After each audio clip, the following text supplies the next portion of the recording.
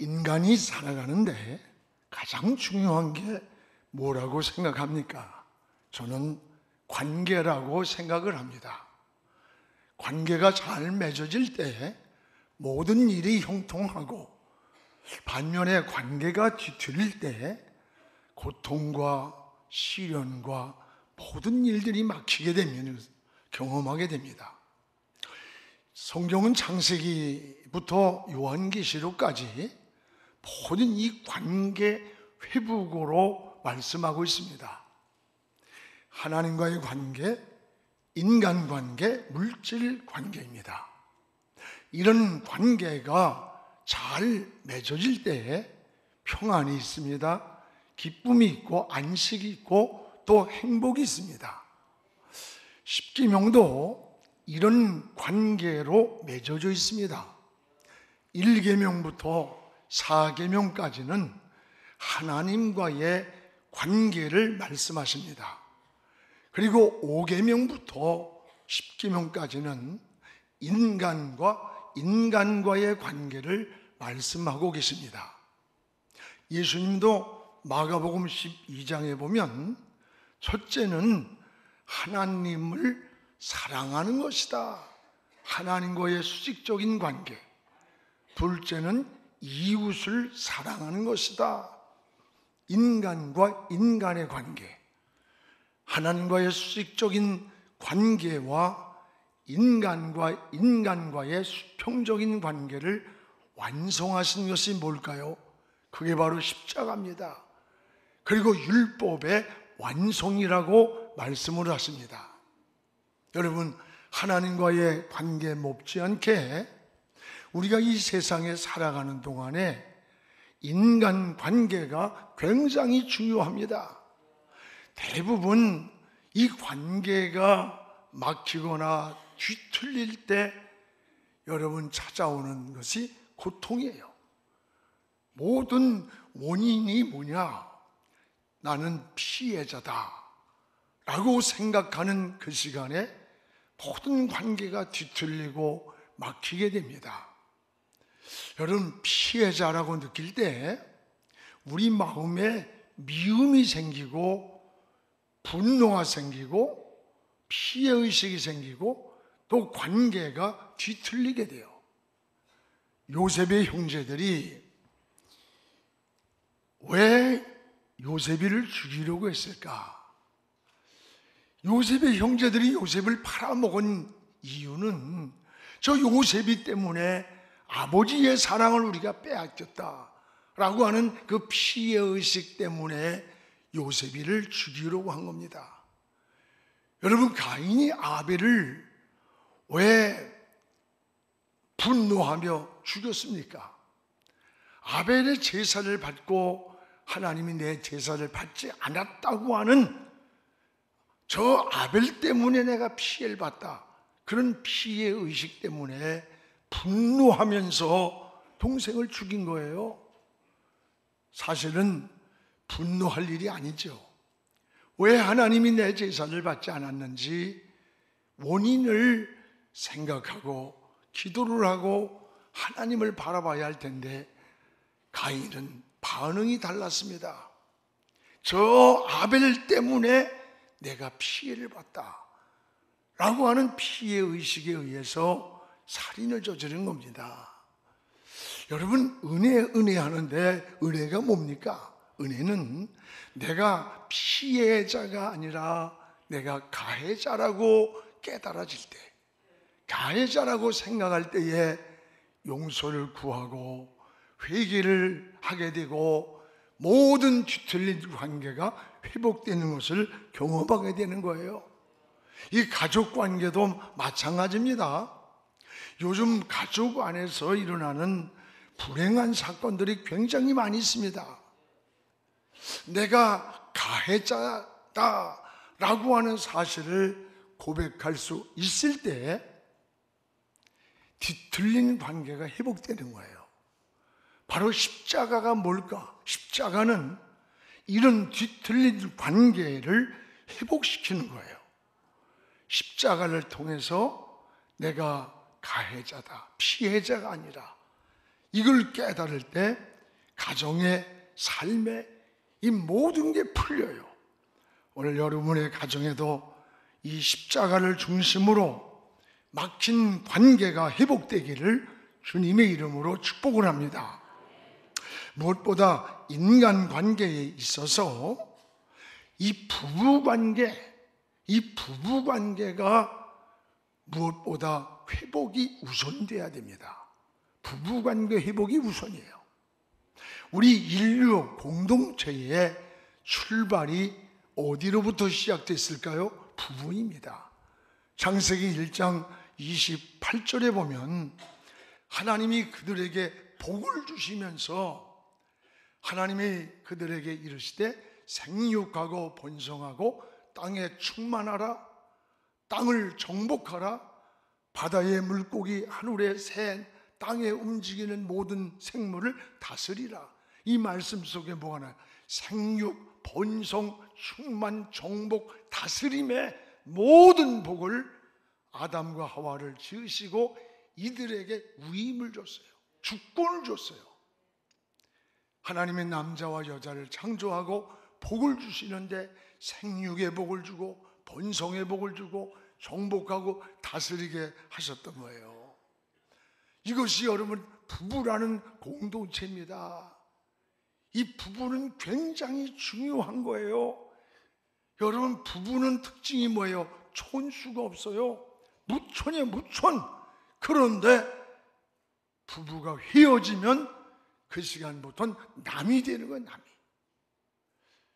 그럼에도 불구하고 가장 중요한 관계가 뭘까? 부부관계입니다. 여러분 부부는 오직 이 사랑으로 맺어진 관계예요. 그래서 가정의 본질이 뭘까? 본질은 사랑입니다. 이 부부관계가 사랑이 있어야 하고 행복이 있어야 하고 그래야 자녀관계, 부모관계, 시댁관계, 처가관계 이게 다 평안해지고 이게 다 행복해지고 좋아지는 거예요. 반대로 여러분 부부관계가 깨지든지 부부관계가 뒤틀리고 갈등으로 가보세요. 자식이고 처가고 시가고 다 뒤틀리고 다 깨지기 시작하는 거예요. 이 부부는 둘의 문제가 아닌 거예요. 여러분 자녀와 직결이 되어 있는 문제고 가족사와도 직결된 게 부부의 문제입니다. 우리 둘만의 문제가 아니에요. 그래서 혼자만의 이익을 위해서 자기 혼자의 쾌락을 위해서 살아갈 수 없는 관계가 바로 이 부부의 관계인 거예요. 대개 여러분 부부관계에 갈등과 싸움 이렇게 원인이 뭐라고 생각돼요? 내가 피해자야, 억울해, 이런 생각을 할 때 갈등으로 나타나는 겁니다. 여러분 은혜는 피해자가 아니라 내가 가해자야 라고 깨닫는 그 시간부터 오히려 용서를 구하고 관계를 회복하고 사랑의 관계가 이루어지는 거예요. 성경에 누가 그랬어요? 야곱과 에서를 자세히 보세요. 서로 이들은 피해자라고 하는 생각이 있는 한 이 뒤틀린 형제의 관계를 해결할 수가 없습니다. 여러분 에서는 뭐예요? 장자권을 빼앗겼다는 이 피해의식이 어느 정도 분노였느냐? 20년이란 세월을 낭비했어요. 군사 400인을 거느리고 동생이 건너오기만 하면 죽이겠다고 20년의 세월을 낭비하면서 분노하면서 지냈던 건 뭐예요? 내가 피해자다. 내 장자권을 뺏어가 저놈이 건너오기만 해라. 내가 죽이겠다. 이 분노로 세월을 낭비했던 거예요. 그런가 하면 야곱이는 뭐예요? 이 장자권은 하나님이 나한테로 물려준 거야. 나는 열심히 삼촌 집에 가서 밤에는 추위를 무릅쓰고 낮에는 땀을 흘리면서 더위 속에서 일해서 보던 성공한 것인데 왜 나를 괴롭혀? 왜 나를 괴롭혀? 형을 원망하는 거예요. 나는 피해자야. 이런 마음을 갖고 있는 한 아무리 야곱이가 형한테 재물을 건너보내고 자기 자식을 보내서 마음을 풀어보려고 아내를 떠나보낸들 에서의 마음이 풀리질 않아요. 여러분, 야곱의 변화는 언제 일어났느냐? 본질에 있는 겁니다. 본질의 변화는 무엇일까요? 내가 피해자라는 마음이 가해자라는 마음으로 바뀌는 시간이 변화되는 시간이에요. 야복강 나루톡에서 자기의 재물로 마음을 달래보고 자식을 보내고 아내를 보내면서 얄팍한 머리로 잔머리를 굴리면서 그러면서 에서의 마음을 달래보려고 풀어보려고 했지만 풀리지가 않아. 뒤에서는 삼촌이 쫓아오고 앞에는 에서가 400인의 군대를 거스르고 죽이려고 하는 그 진퇴양난에서 하나님을 의지한 거예요. 하나님께 매달리며 기도하던 그 시간에 환도뼈가 부러졌을 때 더 이상 일어설 수도 도망갈 수도 내가 피해자냐 가해자냐를 따질 필요도 없이 그 절박한 그 상황에 놓일 때 천사가 묻지 않아요. 네 이름이 뭐냐? 야곱입니다. 야곱이란 말 자체가 뭐예요? 환난자입니다. 발꿈치를 잡는 자. 내가 형의 장자권을 뺏은 나는 가해자입니다. 난 피해자가 아니라 가해자입니다 라고 하는 고백이에요. 그 시간에 하나님이 뭐라, 넌 이제 야곱이 아니야, 이스라엘이야. 그리고 이름을 바꿔줬어요. 환난자가 아니라 승리자라는 거야. 그리고 강을 건너갈 때 죽이려고 20년의 칼을 갈던 형을 만났는데 죽이는 게 아니라 달려와서 끌어안으면서 울면서 너는 내 형제야, 내 동생이야. 여러분, 사람이 풀 수 없는 20년간에 맺혀진 이 분노와 갈등과 뒤틀린 문제가 한순간에 해결된 거야. 이게 신앙인 거예요. 올여름 사람이 어쩌고 저쩌고 해도 우리가 기도하는 시간, 하나님께 구하는 시간은 끝이 보이지 않고 긴 것 같지만 하나님이 한번 손을 들어주시면, 하나님이 풀어주시면 한순간이라는 것을 믿으시기를 축복합니다. 가장 중요한 것은 내가 가해자다. 나로 인해서 장자권을 뺏긴 형이 그동안에 얼마나 마음이 아팠으면 저랬을까, 얼마나 괴롭고 고통스러웠으면 저렇게 20년의 세월을 낭비했을까. 내가 형을 괴롭힌 가해자야 라고 하는 그 시간부터 답이 나오는 거예요. 해결이 되는 겁니다. 그렇습니다. 우리의 신앙도 다시 한번 우리 자신을 돌아보시기를 주의 이름으로 축복합니다. 이것이 지혜요 믿음이요 은혜인 것입니다. 오늘 여러분, 신앙은 내가 변화되는 거예요. 신앙은 내가 변할 때 상대가 변하는 거예요. 부부관계도 마찬가지요. 여러분, 어때는 우리 남편이 그냥 뭐 어쩌고 막 입에 개거품을 물고 지 남편이라고 그래. 아유, 그걸 누가 잘했다고 그러겠어? 누워 침뱉기지. 어떤 사람도 자기 부인을 또 막 이래고 자기 자식을 그리고 부모를 그리고, 이게 다 어리석은 거예요. 신앙은 모든 문제의 답을 자기로부터 찾아야 돼. 모든 변화는 밖에 있는 게 아니라 내게 있는 거예요. 올바른 신앙은 내가 변할 때, 야곱이 변할 때 에서는 저절로 변화시킨 거예요. 상대가 변하는 거예요. 우리 부부관계도 마찬가지예요. 그래서 에베소 5장에는 이 부부의 역할을 잘 소개하고 있습니다. 먼저 아내의 역할을 여기 에베소 5장 22절 23절에 이렇게 소개해요. 22절에 보면 죽게 하듯 하라. 누구에게? 남편을 대하는 아내의 태도가 죽게 하듯 하라. 23절에는 남편이 아내의 머리됨이 그리스도께서 교회의 머리됨과 같이 하라. 여러분, 주님께 하듯 하라.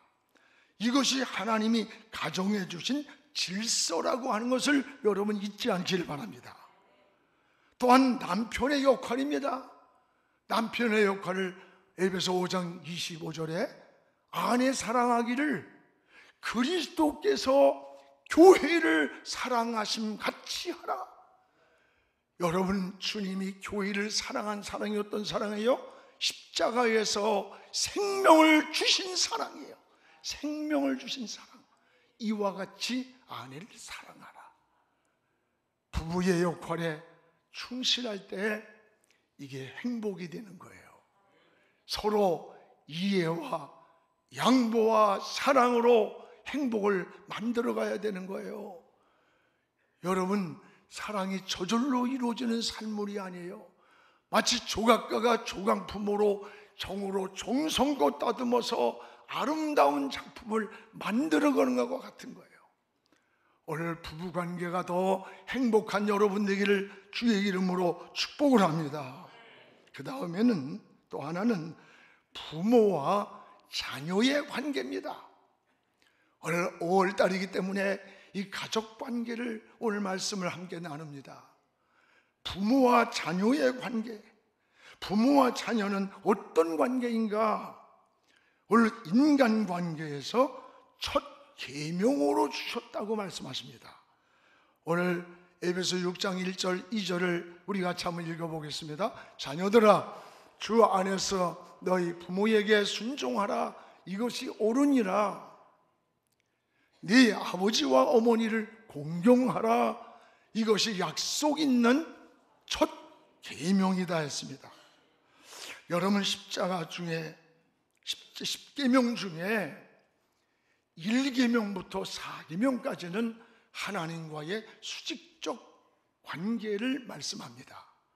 그리고 5계명부터 10계명까지는 인간과 인간의 관계예요. 도둑질하지 마라, 간음하지 마라, 탐내지 마라. 이 모두가 뭐예요? 인간관계, 수평적 관계를 위해서 주신 계명이에요. 오늘 그리고 인간을 향한 그 첫 계명이 뭐냐?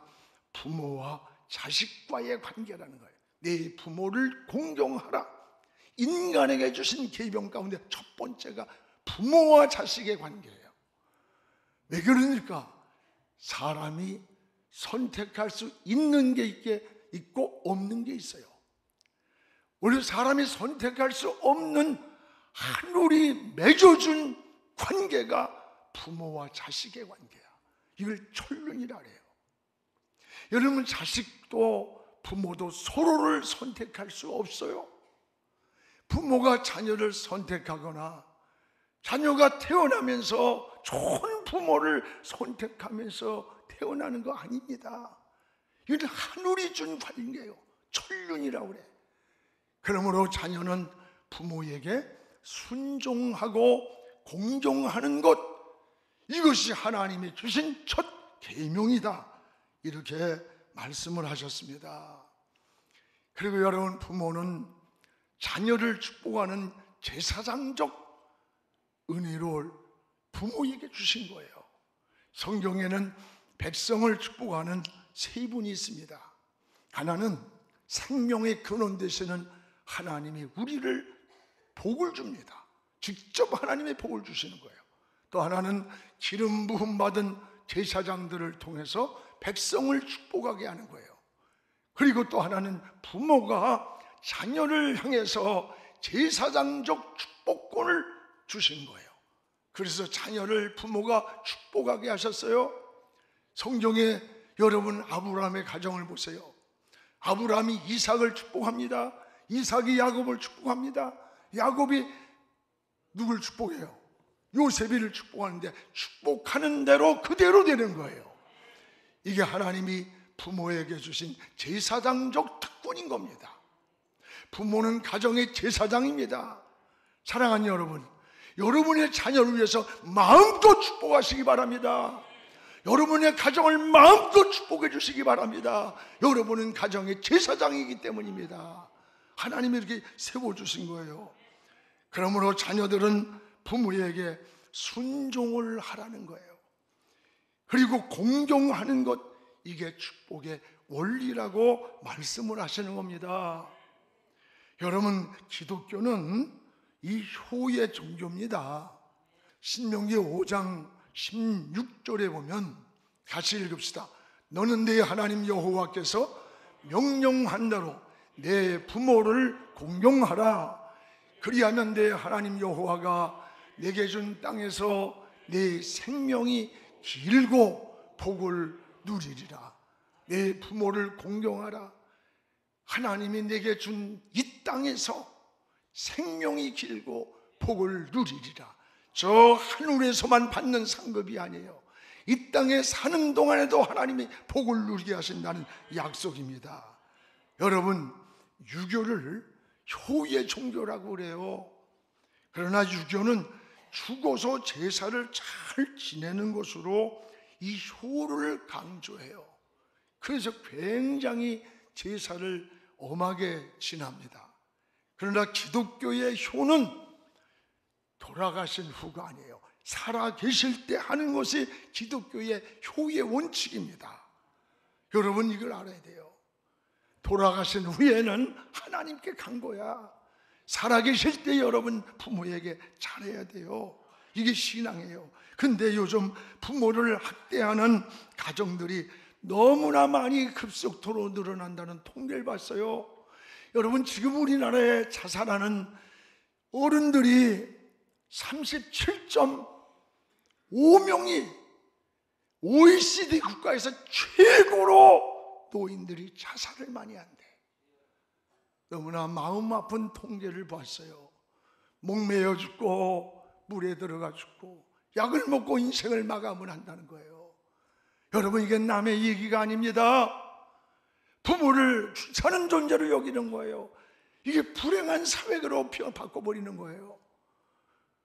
당자의 비유를 보십시오. 아버지의 마음과 이 자식의 모습은요, 천지 차이입니다. 자식은 어떻게든지 아버지의 유산을 많이 가지고 받아가지고 먼 나라를 말은 연락도 끊어지고 손길도 닿지 않는 나라로 간 거예요. 거기에서 허랑방탕하며 방종하면서 인생을 즐기는 동안 아버지를 생각했다는 말이 한 구절도 없어요. 망하고 실패하고 병들고 죽게 되니까 그때서 아버지 생각이 난 거예요. 그것도 아버지가 보고 싶어서가 아니에요. 자신의 고통이 오니까 저 아버지 집에는 품꾼도 많은데 나보다 더 잘 먹고 사는데 난 여기서 죽구나. 어쩌면 자신의 필요를 채우기 위해서 아버지를 생각했던 거야. 그러나 아버지는 어때요? 자기의 재산을 다 가지고 떠난 자식인데도 불구하고 가는 그날부터 돌아오는 시간이 언제인지 모르나 성경에는 상고가 먼데, 이 말은 언제 어느 때 돌아올지도 모를 길거리에 나가서 눈이 오나 비가 오나 자식이 돌아오는 시간을 기다리면서 매일같이 길에 나가서 자식을 기다리고 있는 거예요. 이게 아버지의 마음이에요. 아버지의 심정이야. 여러분, 아버지의 마음과 자식의 모습은 비교가 되지 않는 겁니다. 알아요? 우리도 언젠가는 노인이 될 날이 온다는 걸 잊지 말아야 돼. 이 노인의 문제는요, 오늘 우리 자신의 문제라는 것을 인식해야 되는 겁니다. 오늘 사랑하는 여러분, 우리는 세상 사람들과 달라야 돼요. 여러분의 부모님들이 여러분들이 무슨 빚을 내서 좋은 옷을 해주고 무슨 진수성찬을 해주길 원하는 거 아니에요. 여러분들이 따뜻한 전화 한 통, 가까이 가서 찾아가 얼굴 한번 만나는 게 그렇게 기쁜 거예요. 다른 게 아니에요. 효도라는 게. 이제 여러분, 뭔가 우리 그리스도인들은 세상 사람들과 다른 이 행복한 가정 공동체, 부모와 자식의 관계를 잘 회복하기를 주의 이름으로 축복을 합니다. 그러면 부모는 자녀를 어떻게 양육을 해야 할까? 어떻게 양육해야 되느냐? 오늘 에베소 6장 4절입니다. 우리 같이 읽겠습니다. 또 아비들아, 너희 자녀를 노엽게 하지 말고 오직 주의 교훈과 훈계로 양육하라. 아비들아, 자녀들을 노엽게 하지 말아라. 노엽게 한다는 말은 자녀들의 마음에 상처를 준다는 말이에요. 절망을 주고 낙심하게 만들고 또 억울함, 분함을 일으키게 만든다는 게 노엽게 하지 말라는 말이에요. 그렇습니다. 여러분, 부모가 하는 한마디는 그 자녀에게 절망도 주고 상처도 주고 아픔도 줄 수 있어요. 반대로 희망을 주고 용기를 주고 생명과 같은 에너지를 공급해 줄 수도 있다는 걸 잊지 말아야 돼요. 또한 여러분, 부모는 자식들에게 절대로 보상을 기대하지 말아야 돼요. 사람은 기대하는 것 때문에 상처가 되는 거예요. 창세기 2장 24절에 보면 이런 말씀이 나와요. 이러므로 남자가 부모를 떠납니다. 자녀가 결혼하는 그 시간에 부모를 떠나는 거예요. 그래서 자녀의 가정은 결혼하는 날부터 부모를 떠나 독립된 가정이에요. 자식을 기대하고 그러면 그 자녀도 불행하고 부모는 상처를 받는 거예요. 내가 너를 어떻게 키웠는데 장가 보냈더니 마누라한테 빠져야 되는 거예요. 시집 보냈더니 지 남편밖에 모르고 남편만 알아야지 다른 거 쳐다보고 두리번거리면 불행해지는 거예요. 여러분, 보상 심리에 빠지면 자식의 가정이 불행해지는 겁니다. 여러분, 키워준 것으로 끝나야 돼. 나는 자식들이 가정을 이루고 살아가는 그 모습으로 감사하고 행복해하고 나는 이 자녀들을 위해서 다음 세대를 이어갈 신앙의 밑거름이 되어주리라. 이런 생각을 해야지 마음이 섭섭하지 않아요. 그렇지 않으면요, 여러분 마음에 섭섭 귀신이 찾아와. 섭섭 귀신이 찾아오면 모든 게 섭섭해지는 거예요. 자꾸 섭섭해 마음이 상처가 되고 우울해지고요, 아파지는 거예요. 가정은 사람이 살아가는 데 있어서 가장 중요한 안식처요, 행복의 공동체가 되는 것입니다. 사랑하는 여러분, 하나님이 주시는 모든 축복, 은혜, 가정에서 시작되는 거예요. 가정 안에서 관계가 이게 다 뒤틀린 관계가 이오래 부부관계도 자녀와 부모관계도 형제간에도 다 관계가 회복되기를 바랍니다.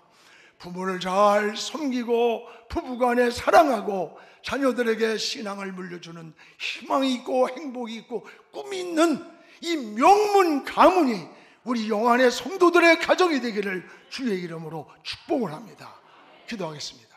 거룩하신 우리 아버지 하나님, 고맙습니다. 가정의 달을 통해서 하나님 관계 회복이 우선임을 고백합니다. 하나님과의 영적인 관계와 또 하나님 부부관계가 회복되게 하시고 부모와 자녀관계가 회복되게 하시고 형제관계가 회복되게 하셔서 행복한 가정, 축복 있는 가정, 뒤틀린 문제들이, 막힌 문제들이 풀리게 하시고 형통한 복을 누리며 명문 가문을 이루는 영안의 성도들이 되게 축복하여 주시옵소서. 예수님의 이름으로 기도하옵나이다. 아멘.